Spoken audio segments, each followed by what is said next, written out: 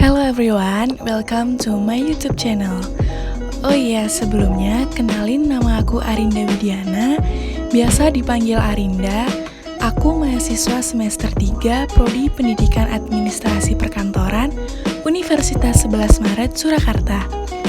Nah, kali ini aku mau sedikit ngejelasin tentang salah satu mata kuliah yang aku tempuh di semester 3 ini, yaitu Sistem Informasi Manajemen yang diampu oleh dosen saya, Bapak M. Farid Sunarto, SPD MSI. Kali ini aku mengambil tema tentang SIM sebagai pendukung pengambil keputusan. Maksudnya gimana tuh? Mari kita bahas. Pengertian pengambilan keputusan. Menurut Ralph C. Davis dalam bukunya yang berjudul The Fundamental of Top Management, pengambilan keputusan ialah suatu keputusan yang merupakan jawaban pasti terhadap suatu pertanyaan. Keputusan harus dapat menjawab pertanyaan tentang apa yang harusnya dilakukan dan apa yang dibicarakan dalam hubungannya dengan perencanaan.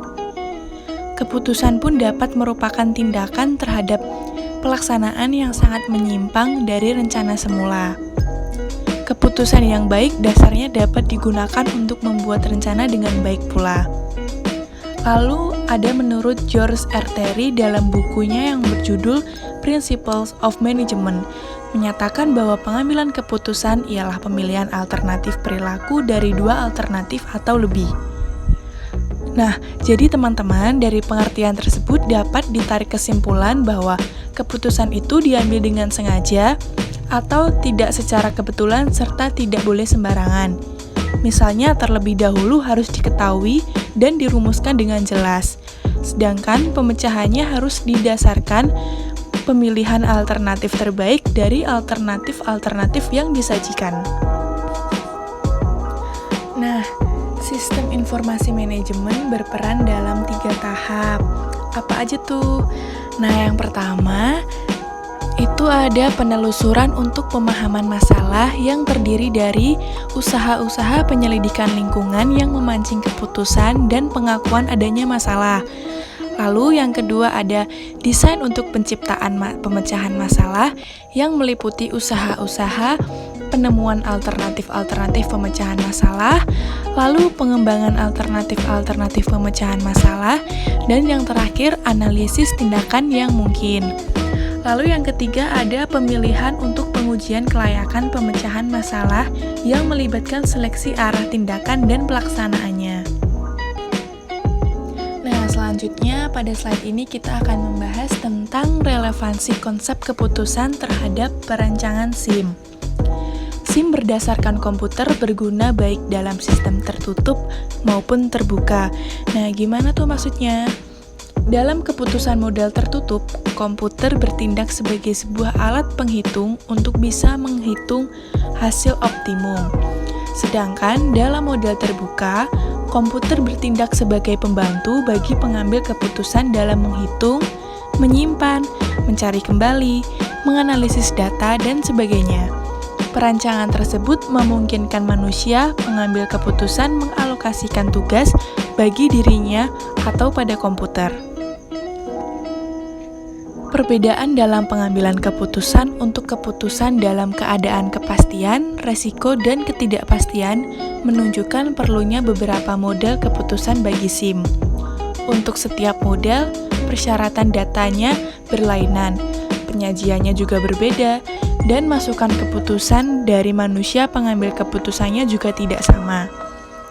Terbatasnya manusia pengambil keputusan dalam organisasi di samping efisiensi, relatif dari pengolahan manusia atas keputusan berarti bahwa SIM harus memprogram sebanyak mungkin keputusan.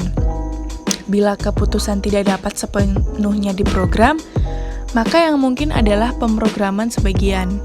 Dalam kasus ini, aturannya telah ditentukan sebelumnya digunakan sampai batas tertentu, dan kemudian keputusannya dilanjutkan diserahkan pada seorang manusia pengambil keputusan. Nah, jadi berdasarkan kerangka dasar sistem informasi manajemen, maka dalam mengambil keputusan secara efektif diperlukan beberapa tahap agar keputusan yang diambil dapat membantu pencapaian tujuan organisasi. Nah, teman-teman, berikut ada beberapa tahapan proses pengambilan keputusan berdasarkan sistem informasi manajemen. Tahap pertama, yaitu pemahaman dan perumusan masalah. Para manajer sering menghadapi kenyataan bahwa masalah yang sebenarnya sulit dikemukakan atau bahkan sering hanya mengidentifikasi masalah, bukan penyebab dasar. Para manajer dapat mengidentifikasi masalah dengan beberapa cara. Pertama, manajer secara sistematis menguji hubungan sebab akibat. Yang kedua, manajer mencari penyimpangan atau perubahan dari yang normal. Tahap yang kedua, yakni pengumpulan dan analisis data yang relevan. Setelah manajer menemukan dan merumuskan masalah, langkah selanjutnya adalah manajer harus menentukan data-data apa yang dibutuhkan untuk membuat keputusan yang tepat dan kemudian mengolah data tersebut hingga menjadi informasi yang relevan. Lalu tahap yang ketiga yaitu pengembangan alternatif-alternatif. Kecenderungan untuk menerima alternatif keputusan pertama yang feasible sering menghindarkan manajer dari pencapaian penyelesaian yang terbaik untuk masalah manajer.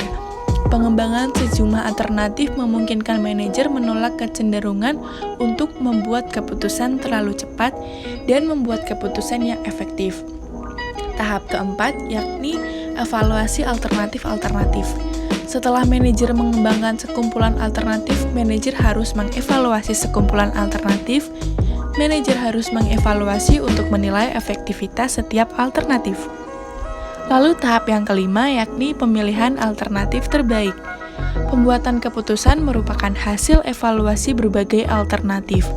Alternatif terpilih akan didasarkan pada jumlah informasi bagi manajer dan faktor-faktor yang mempengaruhi kebijakan manajer. Lalu ada tahap yang keenam yaitu implementasi keputusan. Setelah alternatif terbaik terpilih, para manajer harus membuat rencana untuk mengatasi berbagai permasalahan dan masalah yang mungkin dijumpai dalam penerapan keputusan. Dalam hal ini, manajer perlu memperhatikan berbagai risiko dan ketidakpastian sebagai konsekuensi dibuatnya suatu keputusan. Di samping itu, pada tahap implementasi keputusan, manajer juga perlu menetapkan prosedur laporan kemajuan periodik dan mempersiapkan tindakan korektif bila masalah baru muncul dalam pembuatan keputusan, serta merancang peringatan dini untuk menghadapi berbagai kemungkinan. Lalu yang terakhir yaitu evaluasi hasil-hasil keputusan. Implementasi keputusan harus selalu dimonitor. Manajer harus mengevaluasi apakah implementasi yang dilakukan dengan lancar dan keputusan memberikan hasil yang diinginkan. Diharapkan dengan melakukan proses pengambilan keputusan secara tepat dapat membantu mengatasi atau memecahkan masalah yang bersangkutan sehingga usaha pencapaian tujuan yang dimaksud dapat dilaksanakan secara baik dan efektif. Lalu berikut ada contoh penerapan SIM dalam pengambilan keputusan. Salah satu pemanfaatan sistem informasi manajemen adalah dalam bidang manajemen sumber daya manusia. Departemen SDM membuat keputusan strategis yang berhubungan dengan lingkungan kerja, peningkatan kemampuan karyawan, dan infrastruktur SDM yang dimiliki oleh perusahaan tersebut. Dalam sebagian besar persoalan, manajemen membutuhkan komputer untuk membantu memecahkan permasalahan. Komputer dapat digunakan dengan baik dan akurat untuk pengambilan keputusan bila data dan informasi yang diperoleh juga bersifat baik dan akurat. Menurut Rifai dan Ella, keputusan-keputusan yang sehat salah satunya didasari pada ketersediaan informasi SDM yang baik dan berkualitas. Dengan menggunakan komputer dan jaringan internet, seorang manajer SDM dan manajer lini lainnya dapat memanggil semua informasi yang dibutuhkan untuk mengambil keputusan masalah rekrutmen, promosi, penggajian, dan pengembangan karyawan. Dalam masalah rekrutmen, setiap level manajer lini dan manajer SDM dapat melihat kebutuhan jumlah karyawan terhadap beban kerja dan ruang lingkup pekerjaannya. Penggunaan SIM dalam rekrutmen ini adalah dengan memperbaiki supply dan permintaan akan SDM perusahaan sekarang dan di masa datang sesuai dengan perkembangan perusahaan. SDM yang dibutuhkan oleh perusahaan ini harus diseleksi dengan cermat, sehingga perusahaan benar-benar mendapatkan SDM yang memang sesuai dengan posisi yang diinginkan. Dalam masalah promosi, manajer lini dan manajer SDM dapat melihat dari database karyawan yang dimiliki oleh perusahaan tersebut.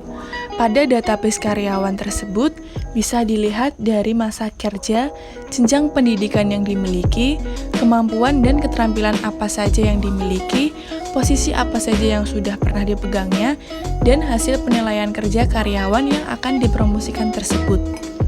Manajer SDM harus selalu memperbaharui database karyawan sehingga data yang digunakan akurat. Dalam masalah penggajian, manajer lini dan manajer SDM dapat melihat dari database karyawan dengan posisi jabatan karyawan atau struktur gaji perusahaan, benefit atau intensif yang diterima karyawan dengan posisinya, dan hasil penilaian kerja karyawan.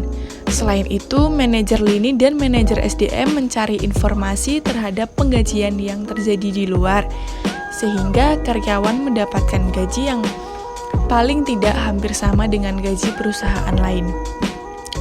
Dalam masa pengembangan karyawan, manajer lini dan manajer SDM dapat melihat dari database karyawan dengan posisi atau jabatan karyawan sekarang, kebutuhan akan pengembangan SDM, analisis pekerjaan, deskripsi pekerjaan, dan hasil penilaian kinerja karyawan. Karyawan yang sudah lama tidak mendapatkan pelatihan akan lebih baik diikutkan pelatihan untuk menambah kinerja pekerjaannya.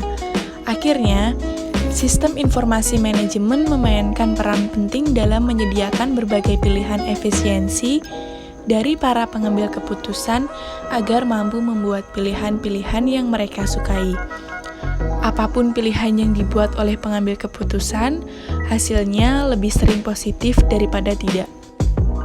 Sebenarnya adalah alasan mengapa banyak pembuat keputusan cenderung lebih suka menggunakan SIM ketika menemui keputusan-keputusan yang sulit untuk diambil, dan sebagai konsep memiliki pilihan keputusan yang layak untuk diputuskan dalam manajemen. Nah, teman-teman, akhirnya kita sampai di